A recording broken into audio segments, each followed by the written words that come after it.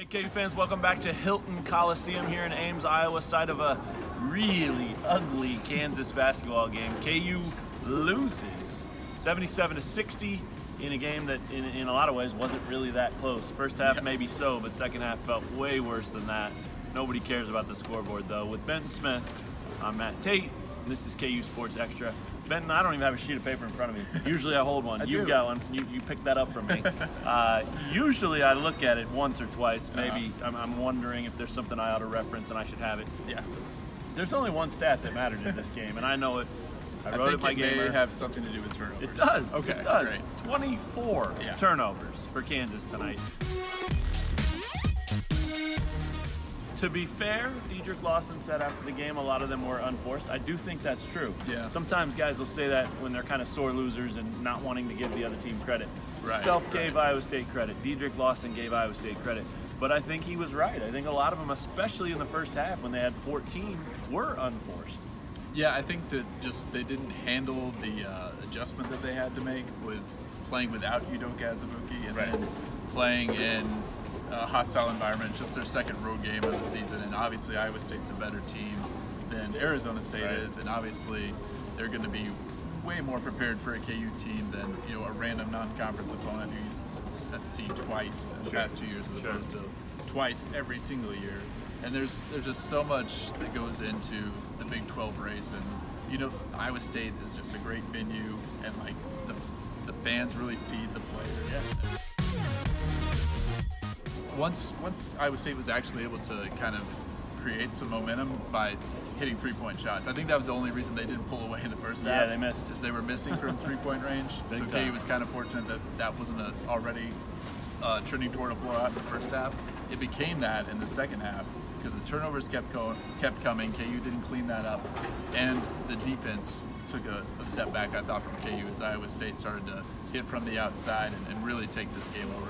Well, there was a portion of that game midway through the second half probably where if they had a white flag, they would have waved it. And Self said that after the game, not that exactly, but he said once it kind of came unraveled, we didn't compete as hard. And I think he nailed it. I mean, they pretty much just were counting down the minutes to let's get this one over with. It's over. And you don't see that from Kansas very often.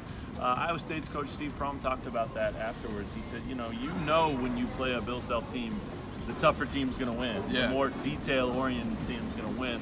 The more disciplined team's going to win. He was right tonight, but Kansas didn't show hardly any of that. So I think they're walking out of here with a lot of questions. I think they had a lot of questions to begin with, but I think they're walking out of here with a lot of questions that winning masks, right? I mean, if you're out to a 10-0, 11-1 start, you don't have to address those. But right now, this is the Big 12. This is on the road. This is reality, and there are a lot of good teams in this league. So they're going to have to address these things, not just the turnovers, but leadership and toughness and poise and all of those things and others sooner rather than later. Yeah, and as Self pointed out after the game, it's not that like he wouldn't be doing this anyway. Right. These are always points of emphasis for him, but when you have a game like this, it's a lot easier for the players to be ultra receptive.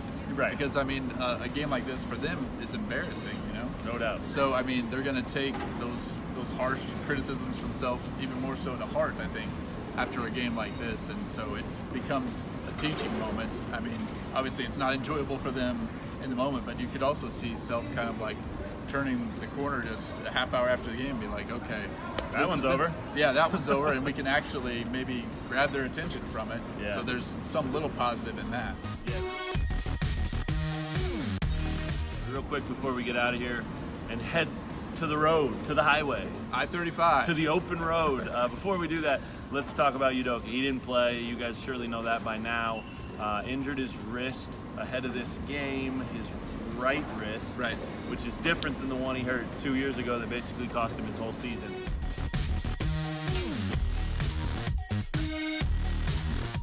You mentioned criticism a minute ago. Is it he's taking some? I mean, is it fair to say the guy should have toughened it up and played through this, or how do you feel about that? Well, it kind of seemed like Self wished he would have just, as you put, toughened it up.